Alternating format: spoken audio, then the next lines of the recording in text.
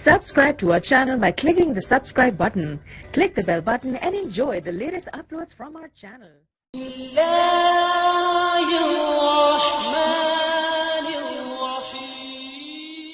Hello viewers, اگر ابھی تک آپ نے ہمارا چینل سبسکرائب نہیں کیا ہے تو پلیز سبسکرائب کریں تاکہ جو ویڈیو ہم اپلوڈ کریں ان کی نوٹیفیکیشن آپ کو ملتی رہے۔ خلافت امیہ معاویہ بن ابو سفیان سے شروع ہونے والا شاہی خاندان۔ بنو ہاشم کی طرح بنو امیہ بھی قریش کا ایک ممتاز اور دولت مند قبیلہ تھا۔ اسی خاندان نے خلافت راشدہ کے بعد تقریباً 1 صدی تک خلافت سنبھالی اور اسلامی فتوحات کا بام عروج پر پہنچایا، جس کی سرحدیں ایک طرف چین اور دوسری طرف اسپین تک پھیلی ہوئی تھی۔ البتہ مرکزی خلافت کے خاتمے کے باوجود اس خاندان کا ایک شہزادہ عبد الرحمن داخل اسپین میں حکومت قائم کرنے میں کامیاب ہوا، جہاں 1492 عیسوی تک اموی سلطنت قائم رہی۔ قریش کے تمام خاندانوں میں سے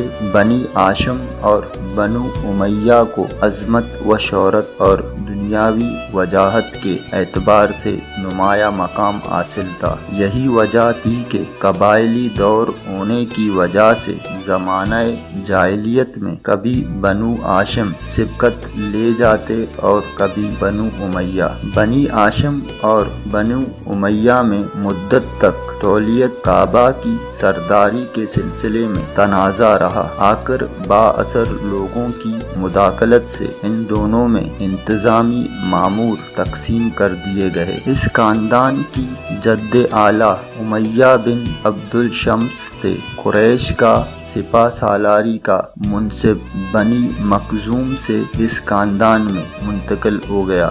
زمانہ جاہلیت میں سپہ سالاری کا عہدہ اس خاندان میں سے عرب بن امیہ اور پھر ابو سفیان کے پاس رہا۔ ابو سفیان نے فتح مکہ کے وقت اسلام قبول کر لیا اور ان کے بیٹے امیر معاویہ کے ذریعے بنو امیہ کی حکومت کی بنیاد پڑی۔ خلفائے راشدین کے زمانے میں بنو امیہ نے بڑے کارنامے سر انجام دیے۔ عمر فاروق رضی اللہ تعالی عنہ کے دور میں امیر معاویہ دمشق کے گورنر بنے اور عثمان غنی رضی اللہ تعالی عنہ کے دور میں وہ پورے صوبے شام کے گورنر بنا دیے گئے۔ عثمان رضی اللہ تعالی عنہ کی شہادت کے بعد 35 ہجری میں امیر معاویہ نے قصاص عثمان کے لیے آواز اٹھائی اور مرکزی حکومت سے خود مختار ہو گئے۔ جنگ صفین کے بعد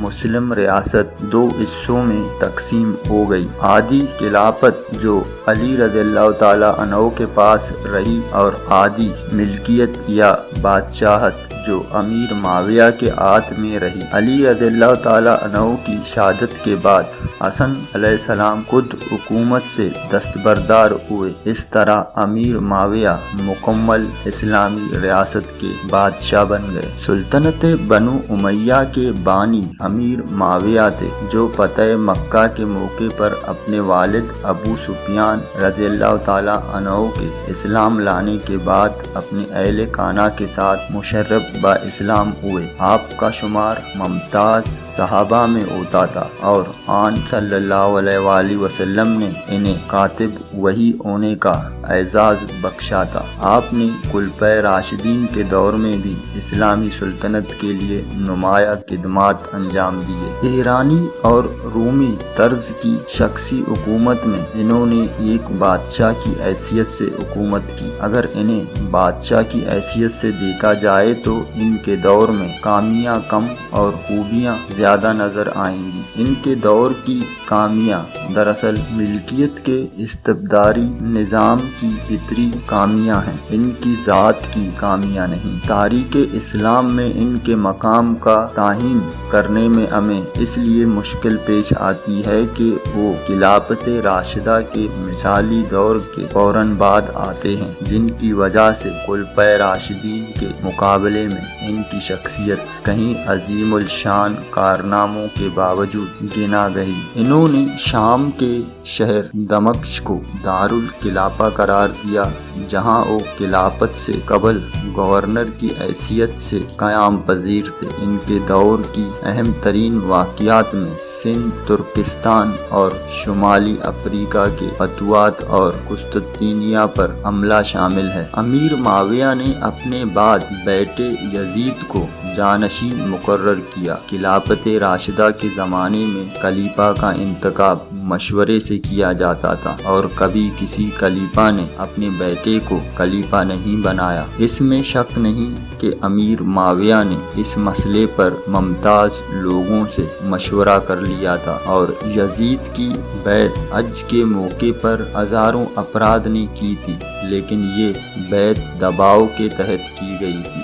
امیر معاویہ ہر حال میں اپنے بیٹے کو خلیفہ بنانا چاہتے تھے، حالانکہ امام حسین علیہ السلام سے معاہدہ ہوا تھا کہ یزید کو خلیفہ نہیں بنایا جائے گا۔ یزید کی جانشینی کی 5 ممتاز صحابہ نے کھل کر مخالفت کی، جن میں حسین علیہ السلام، عبداللہ بن عمر، عبداللہ بن عباس، عبداللہ بن زبیر اور عبد الرحمن بن ابو بکر۔ لیکن امیر معاویہ نے یزید کو جانشین مقرر کر کے اسلامی تاریخ میں ایک سیاسی بدعت کی بنیاد ڈالی، جس نے ملوکیت کو، نظام کو پوری طرح مستحکم کر دیا۔ یزید اخلاق و کردار کے لحاظ سے بھی اس پائے کا نہیں کہ مسلمانوں کا خلیفہ بنتا۔ اس کے دور کا افسوسناک ترین واقعہ ثانیہ کربلا تھا، جس میں نواسۂ رسول صلی اللہ علیہ وآلہ وسلم امام حسین اپنے اہل خانہ سمیت شہید کر دیے گئے۔ کربلا کا یہ واقعہ تاریخ اسلام کا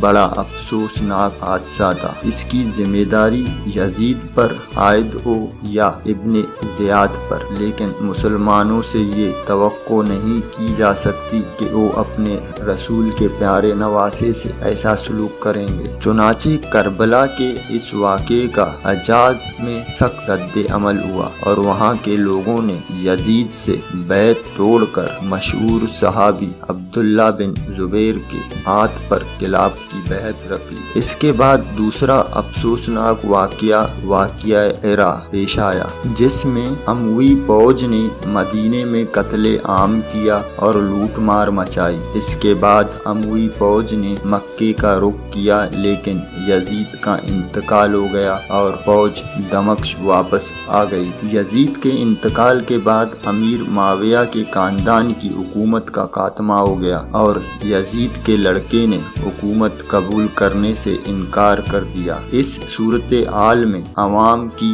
نظریں عبداللہ بن زبیر پر پڑی اور ان کے ہاتھ پر بیعت کر لی گئی، اور مصر، شام، عراق بلکہ پوری اسلامی خلافت عبداللہ بن زبیر کے تحت آ گئی۔ لیکن تھوڑے ہی عرصے میں مرج راحت کے مقام پر عبداللہ بن زبیر اور بنی امیہ کی حامیوں کے درمیان ایک سخت جنگ ہوئی، جس میں بنو امیہ کامیاب ہوئے اور شام سے عبداللہ بن زبیر کا اقتدار ختم ہو گیا۔ تاہم باقی دنیائے اسلام پر ان کا اقتدار اگلے 7 سالوں تک قائم رہا۔ اس کشمکش میں اموی حکمران عبداللہ ملک کامیاب ہوئے اور مکہ پر بھی اس کا قبضہ ہو گیا۔ عبداللہ بن زبیر ایک سپہ سالار حجاج بن یوسف کے مقابلے میں داد شجاعت دیتے ہوئے شہید ہو گئے۔ ان کی شہادت کے بعد نظام خلافت کی بحالی کی رہی سہی امید بھی ختم ہو گئی۔